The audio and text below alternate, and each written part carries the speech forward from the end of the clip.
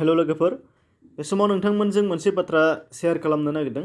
अदेबानि बयबो मिथिखागौ साफ्रोमबो बे बाथ्राखौ अब्लाबो नोंथांमोननि सिगाङाव बेखौ फोरमायनानै होदेरनो नागिरदों मानो होनबा गोबाङानो बावनानैबो थानो हागौ दा बे जाहैबाय जोंनो साफ्रोमनोबो रांखौ नांगौ नोंथांमोना बयबो मिथिखागौ रांखौ नांगौ रां गैयाब्लानो जेबो जाया नाथाय जोंनि आखायाव राङा थाबाय थाया बेनि थाखायनो जोङो बेंकआव दोननाय रांफोरखौ जों बख'नो गोनां जायो एटिएमनि गेजेरजों गोरलैयैनो बख'नो हायो बयबो मिथिगौ बयबो बाहायो नाथाय दा कर'ना भाइरासजों गाग्लोबजानाय बे समावहाय एटिएमजों फैसा दिहुननायाव जोबोद साबधान जाथारनांगौ गोनां जानानै दङ बयनिख्रुइबो बांसिन गोसो होनो गोनांसिना जाबाय एटिएमआनो मानो होनबा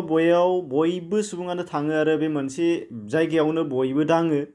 दा बे दांनायाव आरो दाङाबालासे जों थानो हाथारा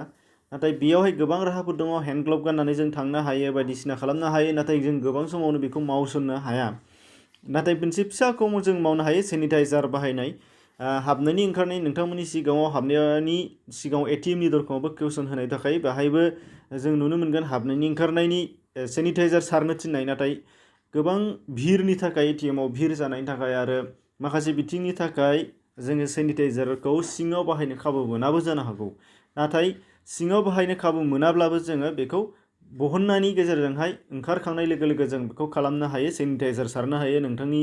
आखाइ नोंथाङा पार्सआव सोनायनि सिगां नोंथाङा बेखौ आखाइ एटिएम आरो फैसा बेफोरखौबो सारनानै नोंथांमोना सांग्रां जानो हानाय जायो दा बिनिनो मोनसे नोंथांमोननो बिदिन्थि होनो लानाय जादों नोंथांमोना नायलांबानो जाबाय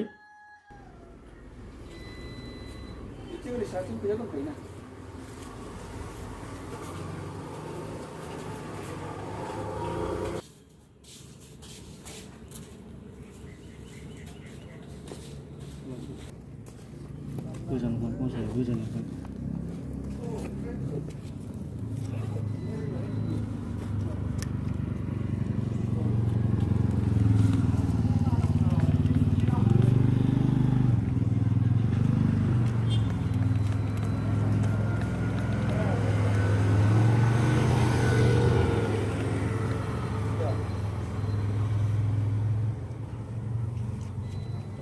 Satu dua barang naik